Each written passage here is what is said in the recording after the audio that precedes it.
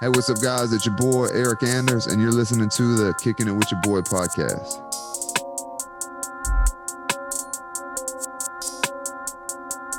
Had to step my game up. When you bring my name up, they gon' say I came up. They gon' say I changed up. Step my game up. When you bring my name Hey, what's up, guys? It's your boy, Eric Anders, and this is Kickin' It With Your Boy, episode number 10 with my man, Andrew Sendejo.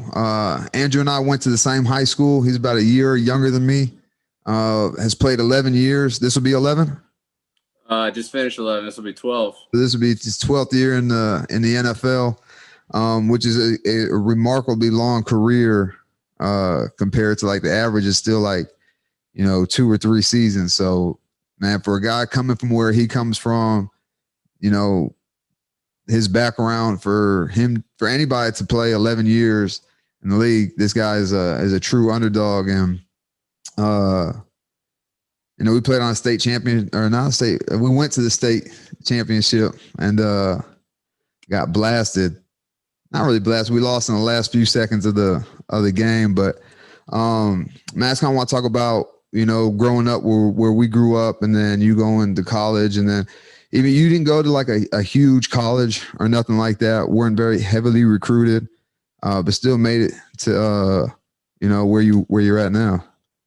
Yeah, I think I was like a 2-star recruit. I mean, you hear stories like that all the time. How can you really tell? Some people just develop earlier than other guys. But yeah, then I went to Rice, which is more of like an academic school, not really known for football. Yeah, they had a good baseball program. So yeah, like just small school. I was just happy to get a scholarship. I think like where we came from, like in high school, you're like, fuck yeah, I just want my college paid for. Like I don't like however I got to do it. Like it doesn't matter. So I was just get a scholarship. Did you go to like the football camps in the summer for like UT and Texas Tech and things like that? Yeah, I think I went to like Tech because they were like kind of recruiting me. I think I went to A&M, Texas State, like all the ones that were just like close and drivable. But those camps, like unless you run a crazy 40 time, they don't really give a shit about you.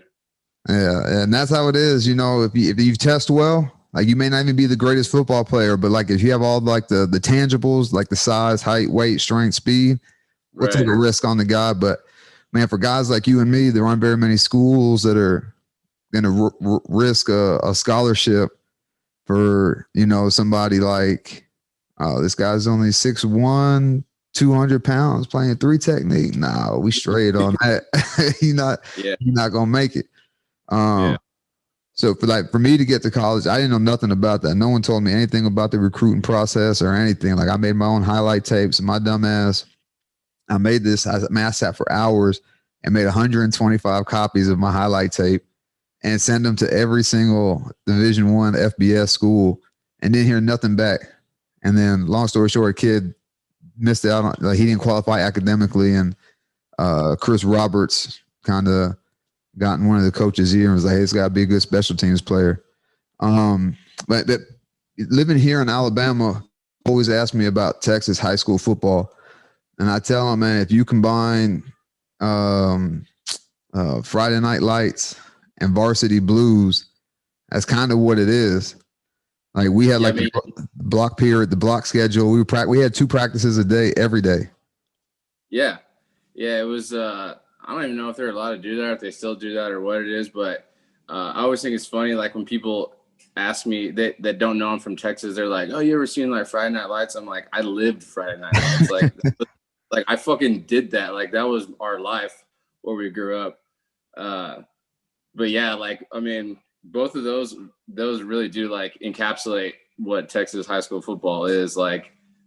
Just kind of out in the fucking sticks, nothing else to do. Like everyone since middle school have been looking forward to playing varsity football. Like I remember when I was in middle school, all the guys that were on the varsity that like went to state, they were like pro football players to us. Like they were like celebrities. Like when we finally got to high school, we would like see the seniors. We're like, "Oh, dude, that was so and so." Like walking through the hallway, like shit like that. And me moving from I moved from Maryland to Texas the summer between my freshman and sophomore year. And dude, football is not like that. Football is just a seasonal sport, and motherfuckers moving on to basketball or wrestling right after. But Right. man, I really got a taste, and I'm really kind of glad because it was what college was. Really, it was like in a college program in high school. The third period of every day, we'd have to run down to the field house, get dressed, helmet, shoulder pads, pants, 12 period practice, go to lunch, go to the last class, and come back again. And on some days at 24 period practice after school. And I was like, man, what is this? And then off-season program with weights. Motherfuckers had to ask permission to go play basketball or a spring sport or a winter sport. I'm like, Jesus Christ, this is really a religion down here. Yeah, it really takes over your life, because I was actually a soccer player all growing up. Like, I didn't play any football until middle school.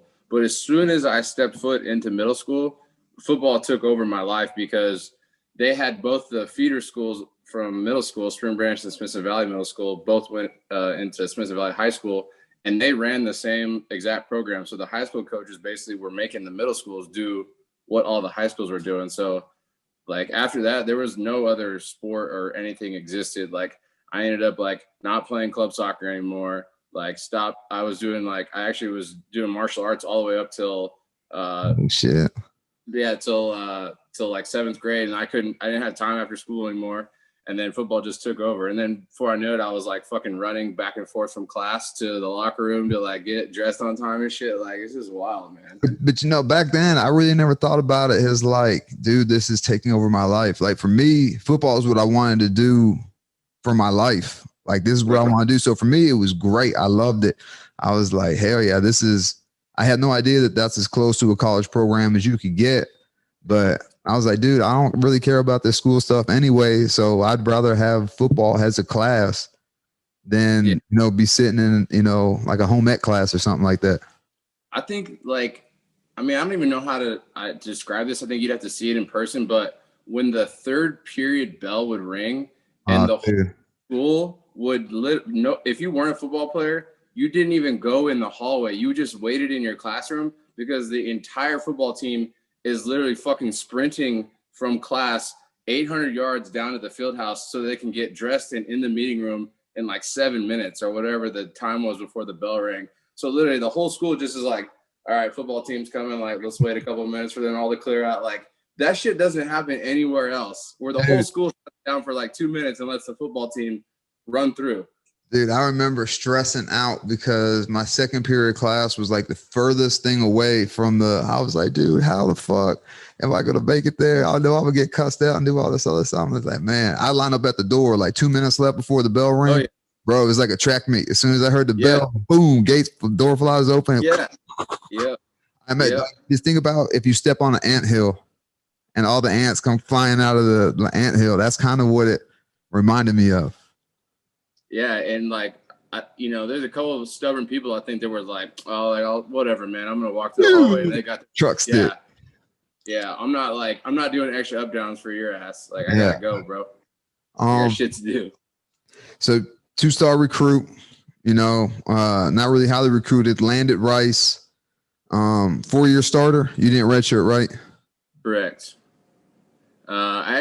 So he's like one of my best buddies now. He was actually like the starter. He like went down with an ankle injury like in training camp, and like I was just like the next guy there. I didn't think I was gonna start or anything like as a freshman. Like I was just trying to figure out what the hell is going on. Our coach was a fucking psycho. Like I was like, when I got to Rice, I was like, I cannot wait to get out of here, man. Like, there was no girls. Class was hard as shit. Ooh. And like, football was crazy. I was like, man, nah. Like, but then we had a coaching change. I ended up loving it. Like, it was all for the best. But yeah, I ended up was able to start as a freshman, and then played all 4 years or whatever. I ended up getting hurt like my senior year, which kind of really played into like my whole story of the whole undrafted and stuff. I'm not really sure if I would have got drafted anyways, but getting hurt and not playing like your senior year and coming from a small school Like that shit doesn't really help when it comes to like Not at all. it or even getting signed. So at the time there was the United Football League, which isn't around anymore. It's like they were trying to make it like the D League and stuff. But it was a better alternative than the CFL because it was here in the States. So I went and played for the Sacramento Mountain Lions in 2010. And it was kind of cool because Dennis Green was my head coach. And Dante Culpepper was my quarterback. So he had like just got done with the league. He was trying to find a place to play to like get back into the league. So it was really cool because it was all NFL systems. It was NFL coaches, and it was guys that had either just got cut from NFL teams or guys in the same position as me, like didn't get signed or drafted or whatever. So the talent level was still pretty high, and was like fortunate to. It was an 8-game season. Was fortunate to play well and be healthy, and then I got picked up out of the UFL in 2010 to the Cowboys, and bounced around. Ended up with Minnesota in 2011, and I was basically there like my whole career, all the way up until 2020. Then signed with Cleveland for last season, and right now currently like a free agent, just seeing if I'm going to go back to Cleveland or for, if nobody wants me anymore, then I guess I'll just fucking retire. I don't know. Well, man, we were kind of talking a little bit. First of all, man, you played 11 seasons, which is remarkable because the average career is like 3 to 5 seasons or something like that. So you already had twice the life expectancy of the average player. So even undrafted or whatnot, I'm sure that you've made, at least a little bit of money, but have you invested your money or started any like businesses or anything like that? I'm not trying to ask you how much you made, but what have you done with some of the money that you made?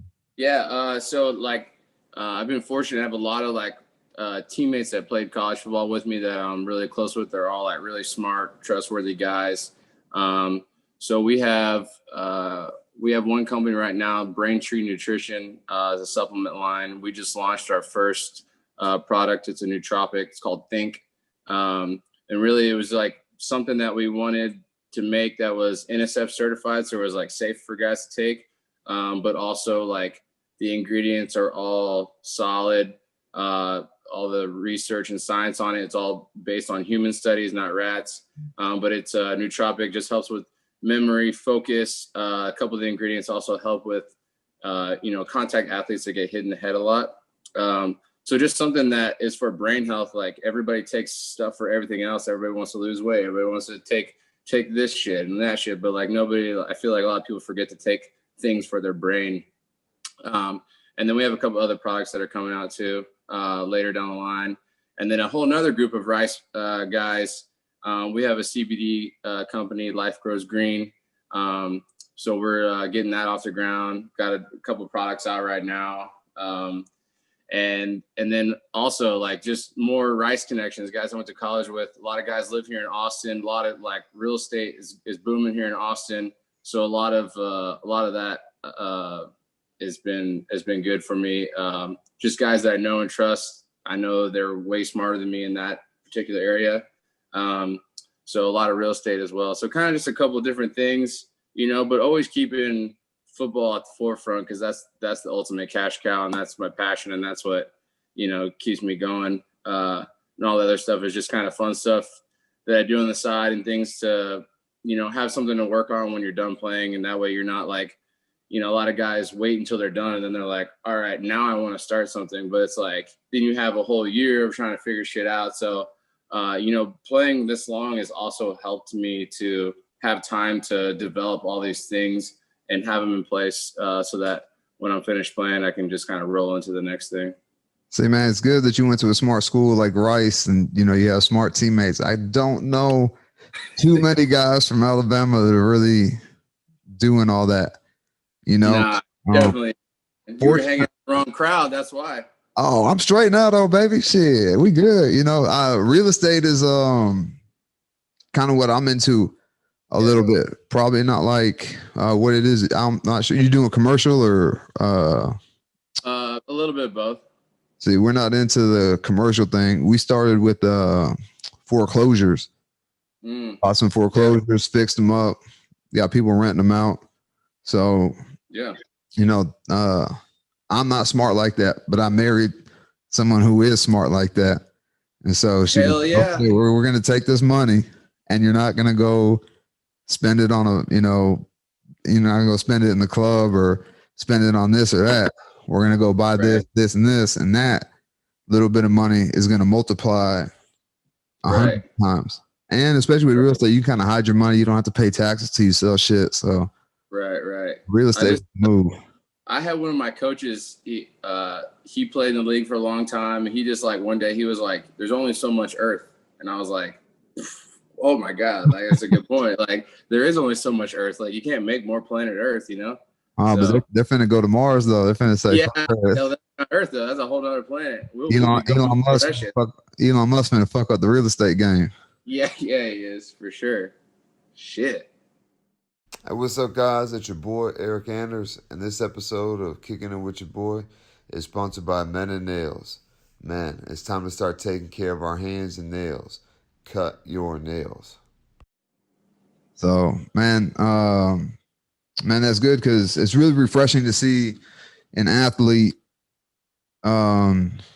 investing their money instead of, because dude, you hear it all the time, and I'm sure you know guys that you played with that, dude, this dude made like $50 million over the course of his career, and now he's filing for bankruptcy and had like $30,000 a month in, bills. Like that's outrageous, but I get it. I see how somebody could have nothing growing up, get some money in their pocket, and then be like, everything I didn't have and wanted when I grew up, I'm going to get it now. Right. There's definitely, and some guys are in different situations where they want to help out their family, or they have a lot of family that's coming to them and stuff like that. And so early on, you either learn or you don't learn to just say no to those situations. And, some guys don't necessarily have the best guidance and things. There are some, they try to have programs in place and things to try to help guys transition and post-career and stuff. But, you can only do so much. Like you can provide all these opportunities and information and learning opportunities for guys, but if they don't want to do it, then they won't do it. I think it is, sometimes guys, they're used to a certain way of life, after you tasted it, after you have a fucking really good steak all the time, like you don't want a shitty steak anymore. Like you want a fucking badass steak. And you have to kind of swallow your pride and realize, all right, I got to live within my means, and my means are not what they used to be. So like, we're going to go eat a shitty steak, Or PB&J. Yeah, fuck it, man, Did that happen to you? Did you have a bunch of people blowing up your line like, hey, I'm your third uncle on your mama's side? No, I was very fortunate. I didn't really have like a lot of that. I'm more of a like, I'll just kind of like surprise and be like, hey, like, here you go. Like just Christmas bonus or something, just to like, or if I notice, I mean, my immediate family, not like extendo family, Sure. I feel that 100. Man, it always surprised me, like guys coming out of, Alabama. Everybody's got an uncle. I'm like, what? And then, man, one guy, he was like the number 3 overall pick. Man, this dude was paying for like 25 Netflix accounts. Yeah. I was like, Jesus little Christ. Shit that adds up. It's like phone, like little bills here and there. You probably, I'm just assuming, I don't know. I'm just like, guys probably just put it on their card and it's just like auto paying every month. They don't even fucking know it because they have so much money. They don't notice little like amounts going every month. But I don't know. Also what I think, and I could be totally wrong on this, is like you weren't a first round draft pick. So maybe like your career, you're like, shit, I might not be here next season. You know what I'm saying? They might replace me. I might get cut or whatever. You may have seen yourself as a little bit more expendable than that first, overall pick or that third round pick or whatever. So shit, I might not have this money next year. So let me keep this and put it somewhere or do something with it. I definitely was like that. Like I didn't even buy like a house until like my like 6th year in the league, because like every year I was like, well, fuck, I don't want to blow this much money on a house, and then I'm like, don't have a job, and then I'm like, fuck, I want that back, you know. So I like waited until I had a nice cushion to like be like, okay, I'm good, like to like go throw some money down now. But yeah, I definitely was like that, where I was like, I'm gonna fucking hold on to this for a little while, and then I'll be good. Yeah. And man, like with me, like that's how I was when I first started fighting. Well, I wasn't like making anything, but then when I got signed to the UFC, started making some money, I was like, shit, man, this is a very unforgiving sport. And then I went on like a 3-fight losing streak, and I was like, shit, it's over with. You know, they could have give me the axe. But luckily in that time, man, my wife handles she's the responsible one. She's the one who handles all my like financial shit. And that's not like I'm just blind about it, but she like takes me and be like, look, this is how much you made. This is what we did. This is what we bought. Boom, boom, boom. This is what this is making, blah, blah, blah. So, man, it's really empowering to know how to make your money, make money. Right. And now it's to the point where, man, dude, if I get hurt, if I get cut, and they say, Eric, we don't want you no more, then I'm like, all right, cool. You know, I ain't got to go out there and take these crazy ass fights when I'm 50 years old. You know, my brain ain't gonna last too much longer, I don't think. So, you know, Debbie want to try out some of the nootropics. That's good that you got an in-house. You have like an in-house financial advisor, basically, that like is just accountant, financial advisor, all that. You know, if at first I was like, you know, I would win a fight or get paid or whatever, and I'm like, shit, let's go on vacay. You know, let's splurge a little bit. Right. Pull the reins back and be like, nah, we ain't got it like that. You know, blase, blase. And she make money too, so you know, I was like, nah, we got it. No, we don't. Right. So we were getting like arguments over the shit, but you know, me at 33 is not the same as me at 22. You know, so I was like, man, you know what? Let me fuck around and listen for once. And dude, she was right. Now, like I said, I don't have to do anything. I just gotta go check the mailbox every month. Yeah. I mean, I've also been, I don't know if fortunate is the word, but like I basically have been single and I don't have any kids like my whole career. So like it's just been me. So I didn't have any other like dependents to have to like take care of or anything. So there was some splurging every now and then, you know? So dude, but I think that's the way to do it as an NFL player, because man, I don't think very many people party like those guys do, you know? I don't know, man. I haven't really partied with like a lot of other athletes in different sports, but like for whatever reason, I feel like hockey guys have to fucking go crazy. Like, you know, like those guys just seem out of their fucking mind. Yeah, and then, even play hockey, you gotta be crazy, I think. I know in college, the baseball guys would get super loose like all the time. So like, I don't know, but I feel like there is definitely more testosterone like in football guys, you know, gathering around for sure. Dude, some of my buddies from Bama would send me videos and stuff like, oh shit, your countertop is a strip club. Yeah. Cool. Anything is a strip club if you make it. If you build it, it will come. Damn right. If you got enough money, it will come. And then you see what Paul Pierce did? I did see a little bit of that. What I'm wondering, did he ever come out with a press release on what the explanation was behind that? I don't know. Shit. No round of video. I was like, damn. I was getting loose, man. I just wanted to show the world. But I'm like, damn, what a rookie mistake though. I mean, you could record it on your phone for future reference, send it to the homies or whatever, but live? Come on, player. Did he didn't mean to do live, or what did he like? No, dude, he was in that bitch talking to the camera like, yo, Monica, what up? If you in LA, come through. We getting lit. So he knew he was like, yeah. Man, so he really didn't give a fuck. Yeah, shit. But man, maybe he invested his money. He don't need that ESPN job. Yeah, that's probably why he's probably like, I don't give a fuck. Like, look at my life. Look at me. I don't care. So, but hey, man. As long as he's happy. And I think from our school, they're been like 3 guys, and I think a 4th will be this year to actually play in the NFL. You, Corey Clark, Joe Pavelek, and Trevon. I think it's like Morig or something. Yeah. He's a Thorpe winner. Yeah.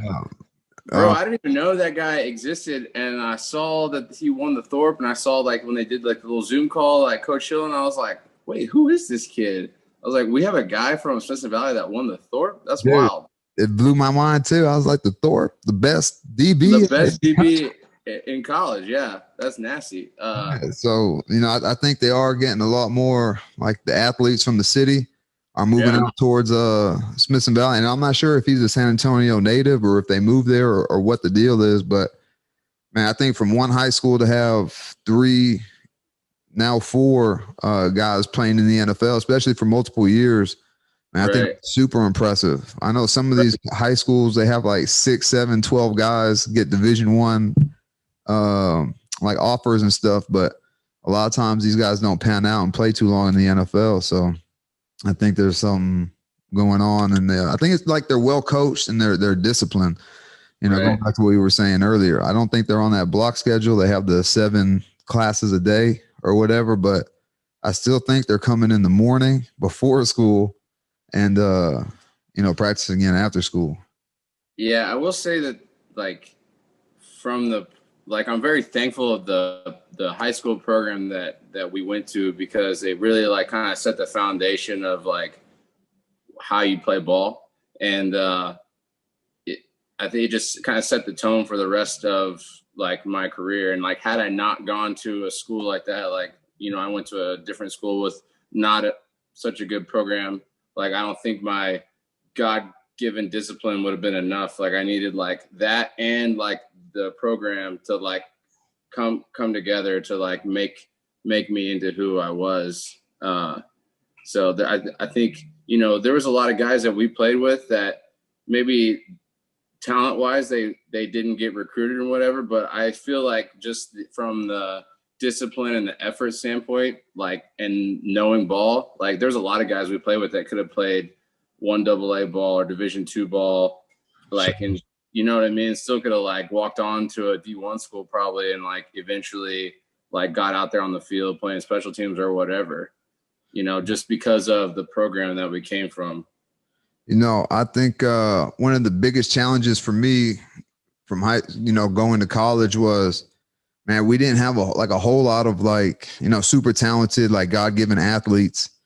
But then when I got to Bama, so everybody had to like work hard, earn their keep, earn their spot, be disciplined, because dude, if Kyle Fox or, somebody that we played against broke out, like we played like Jamal Charles, if like we didn't play like assignment football or disciplined football, man, that dude's going to have 900 yards on us. Right. You know what I mean? I think he still had like 300, but we won. Yeah, he got loose at the end. He definitely got loose. I remember I didn't know who that guy was, and then like after the game, I was like, dude, that fucking running back was good as shit, man. Yeah. A couple years later, he's just like murdering it at UT, and I was like, oh, that was that guy right there. And but then when I got to Bama, man, all these motherfuckers were big, strong, and fast. 6'5", 6'6", 200, 250, 300. I'm like, God damn, dude. Like Dante Hightower, dude, that dude was 6'4", 260, is 18 years old. Yeah. Benching like, 360, squatting the house and cleaning through. I was like, Jesus Christ, dude. Like, you were not, there's no way that you were like birthed like vaginally. Like, you came off an assembly line, my boy. Julio Jones had like a 405 bench press as a freshman, like probably 2% body fat. I'm like, where you come from? There's no way. I feel like you definitely have like the freakiest of the freaks, like at schools like that, like guys that are just like unreal, talent. That are just like, holy shit, like is just it's kind of crazy to see you guys like that. Obviously, like being in the league, there's a lot of guys that are like that, but there's still some guys that even separate themselves in the league. Like a lot of DNs. I feel like I've seen a lot of DNs that are just fucking crazy, like crazy athletic, crazy big, fast, strong, like everything.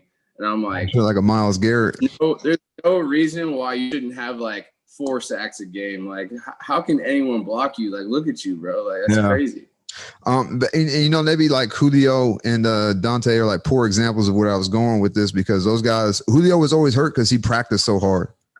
Like, he always had like foot problems and ankle problems and knee problems because, man, he would run his routes like he was running in a game and like make cuts like he, and but man, some of these guys, they were just like so like, I don't know if blessed. They hit the genetic lottery.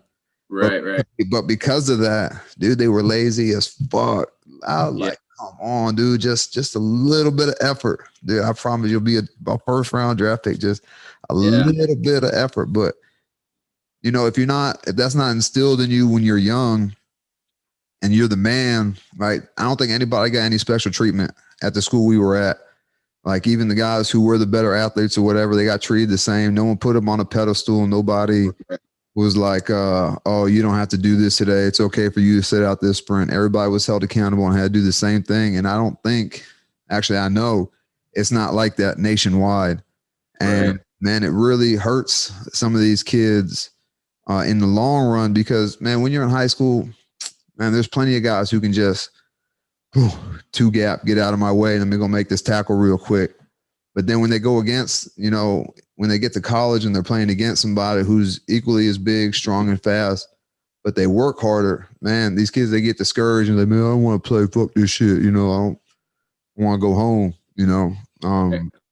So I think that you and I were very blessed in that respect, that, we did come from a program with not as much talent, but because of that, and we were playing teams that, had a bunch of talent. Like, how many Division I running backs did we play against? A ton. I think one of our, the year we went to state, the guy from Clark, like Jarrell Wilkerson. Yeah. That dude, like, he set like the city record for like rushing yards. Like, I mean, he was like the fucking man. And Joe knocked his ass out and the game was over. Wrap. Yeah. Jamal Charles, there was a kid from Cobb, from Pflugerville, we played against. But, man, my point is, man, we played against and played well and beat a lot of these teams because, man, they weren't disciplined and, things like that. So, it really was awesome to go to a school like that rather than a talent-filled team that didn't work hard and like had mediocre results, because we definitely weren't supposed to get to where we got playing the teams with the caliber athletes that we played against. Yeah, it definitely was more of like a true team thing versus like we just had one badass quarterback and one badass running back that would just like run the show, and there was really nobody else around.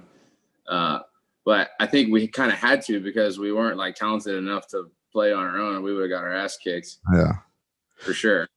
But I think the team chemistry, the team bond, and the want to not play for yourself, but play for the guy next to you.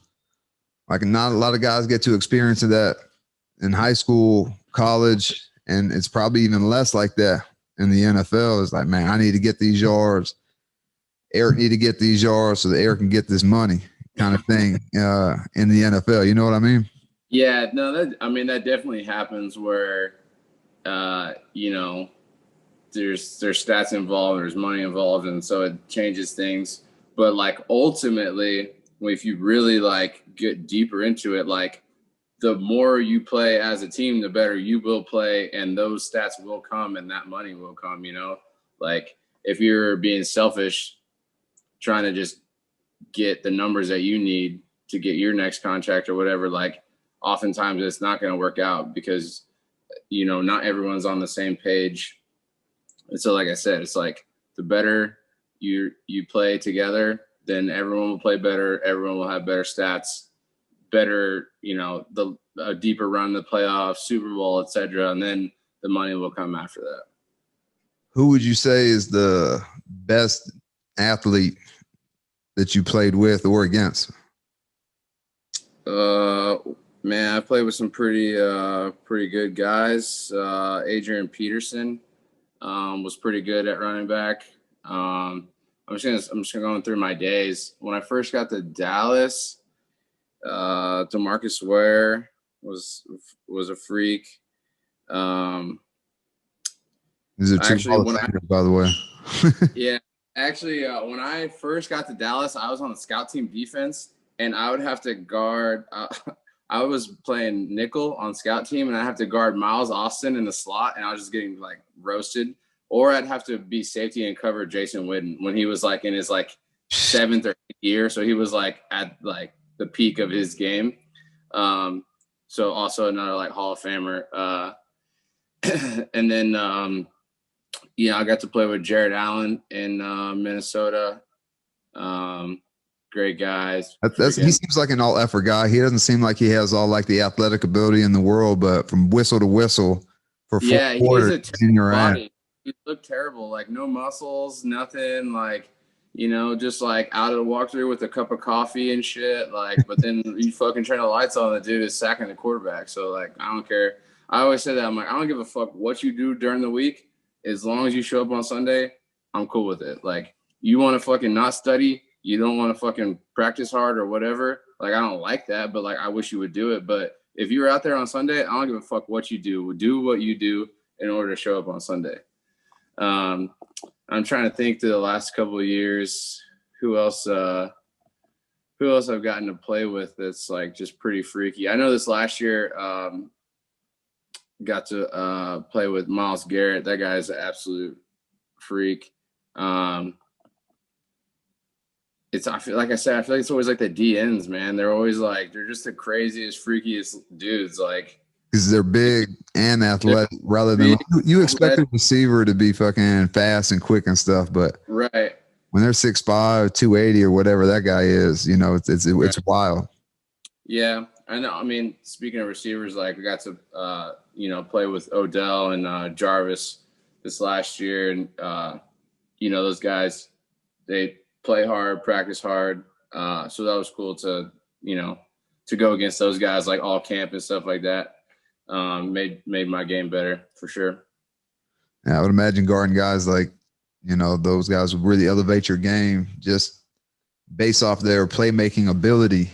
Right. Okay, man, I got this guy locked up. Next thing you know, he's up over him like, God damn, dude. Yeah, and just like, just having to cover those guys, and they're not just athletic, they've been in the game for a while, so they're crafty now too, so you add that element in there, and so you're getting to learn from each other all through camp and stuff, on like, what'd you see right there, what made you do that, and then you just kind of like, you're always kind of helping each other all throughout camp, even though you're like competing against each other, and like oftentimes in training camp you like tend to like not like the other side of the ball, because you're like, fuck those guys, like we got to go against them every day, and then you like remember, you're like, oh wait, these guys are actually on my team, like, and then you help each other out and shit. So it's cool. I think it was kind of like that at Bama, like the defensive guys hung out with the defensive guys and the offensive guys hung out with offense. Not necessarily because we were competing against each other the whole time, but man, these are the guys I'm with all the time. Like, I'm always in the meeting room with the defensive guys. They're always over there doing their thing. And, but at the end of the day, you're there to make each other better. And, yeah, man, I really think that your style of play is, kind of, I don't know if obsolete, but guys don't play like you anymore, man. You're very downhill, head first, like a Sean Taylor kind of safety. You know what I mean? Just, ready to lay a motherfucker out. Anybody coming across the middle. And you've always been like that. I was like, oh shit, let's go. Yeah, I think that's kind of how my life has led me into football, just kind of like always having like a physical nature, from whatever sport I played. I feel like I was always getting in trouble for like going too hard. So like I just did like standard American karate, like all growing up, and like sparring, it was supposed to just like, you're supposed to work on like control, you're not supposed to like murder each other. And I always get in trouble for like going too hard or whatever. And then in soccer, like the whole time, always getting carded, always like getting kicked out of the games basically for like being too physical. Basketball, like if I had extra fouls at the end of the game, we're winning, like using them up, baby. I'm using them up, like I'm about to fuck some shit up. And then like finally it's like football is like, wait, like you get to like actually do this, and it's part of the game. Like you get to fucking hit people. And it's funny how that's changed now to where like you kind of can't anymore. Like you can't, if you hit someone too hard, like they're gonna just throw a flag and say it was a helmet. So it's just kind of always, I don't know, been the way that I've been. I don't really know. With your martial arts background, once you're done with football, can we see you making starting MMA? Hell no. I've actually never been in a fight in my entire life. Like never. I've only sparred. That's it. And I think because when I was growing up, I was like on this like demo team. We'd like go around and perform and shit. And so I think all the kids in my school thought that I was like this badass motherfucker. So like nobody tried to fight me. But really, I remember people talking about Sendejo does karate and Sendejo fuck that. Yeah. Like dad's Chuck Norris. Like. Yeah. And but like in reality, I'm actually like a pussy. I'm like very non-confrontational. Like if someone tried to fight me, I'll just be like, all right, I'm leaving, man. I don't got time for this shit. Yeah, I'm telling you, some of the best fighters are some of the most docile people that you would never think was a fighter. You would look at somebody, one of these dudes, and be like, this dude sits at a desk all day. This is a computer nerd. But little do you know, this motherfucker is like a black belt in jiu-jitsu. And I just don't like, I don't think I could go out there and just fight somebody unless like they would have to like do something to me or my family that like really, really like upset me. And even then I feel like I'd be like, I don't know, man. I don't hit motherfuckers in the game because I have to. Like, I don't actually want to like murder people and like knock them out or myself out or whatever, but like it's just part of it. Like, don't fucking come over here, okay? Like, I don't want to have to do this, but if you do it, like that's just how it's gonna go down. Yeah, I feel you. There are a lot of fighters like that too, though. Like, really, like some of the guys who talk a lot of shit and get mad and always like mean. They're just trying to fire themselves up and like look for a reason to want to fight this guy. You know? It can be a very frightening thing to be locked in a cage against another motherfucker who's trained and I could never do it, bro. I could never do it. I watch that shit. I have so much respect for you guys, but also I'm like, what the fuck is wrong with these fucking guys, dude? They're just like, they like want to come out here and fucking punch the shit out of each other. Like, I don't know, man. Just like, it's crazy to me. I always tell people it takes a special kind of dumbass to want to do this. You know, especially in the early, like as an amateur, you're not getting paid, dude. Right. But when you first start fighting, dude, my first fight, I think I fought for like $300 to show, $300 to win. You know, so I fought for $600. Like, is that really worth my grill? You know, it's part of the process. Do it. So what? I say it's like part of the process, though. Like you gotta do it, though. 100%. So it's like it's kind of it's the path. Like it's maybe don't make much sense, but you're like it's part of it. I gotta fucking just eat it and let's go. Well, for me, like the football shit didn't work out. So man, the reason why I started is because I got a desk job and I was doing the 9 to 5, and man, I just found myself being like frustrated as fuck all the time, bored as fuck. You gotta get it out, and you gotta have some type of release. Well, dude, I just started training and I was doing jiu-jitsu and I was like, this is cool and all, but let me try boxing. And then I sparred for the first time and got fucked up, like beat up for real. Like felt like I got jumped. And I was like, but man, you know what? I liked it. You know what I'm saying? I was like, man, wait till I learn how to do this shit. You know what I'm saying? Then I'm gonna do that, not like in a malicious way, but like I'm gonna get paid to do that to somebody. And you know, for me, it was like lack of a better option because I was poor, I was broke. Well, you have a wrestling background too. Didn't you wrestle growing up? I have JV level experience. Oh shit! I feel like I remember you like wrestling motherfuckers like all the time. You like, do it, and I was like, oh shit. But you know, Larry Hill wasn't having that wrestling shit at the Valley. So no. It is what it is. I still found my way to it, and you know, I think everybody's path is a little bit different to where they want to get to. Right. Man, I'm not gonna keep you too much longer, man. Thank you for coming on the podcast with your boy, and man, I know you'll get signed this season, and even if you don't, man, you seem like you're straight, man. I'm super happy to see that you're doing something with your money instead of just tricking it off at the strip club, man. So maybe every now and then, I don't know, maybe. I mean, you know what I'm saying? Stack every now and then ain't too bad, you know what I mean? Keep the economy going, bro. I remember Pac-Man Jones fucking blew like 80 grand in a strip club one time. I was like, Jesus Christ. That's a little excessive, but But yeah, man, I appreciate you having me, man. It was great just catching up with you and fucking shooting shit and stuff. I just got my jerseys shipped to me. They're like right over here, so I'll have one sent out to you. Hell yeah, I got a pair of shorts for you. Send me your address. Okay, cool. Appreciate it, brother. All right, boss. All right, have a good one. All right, later. Hey, what's up, guys? It's your boy Eric Anders. Appreciate you guys for coming and kicking it with your boy.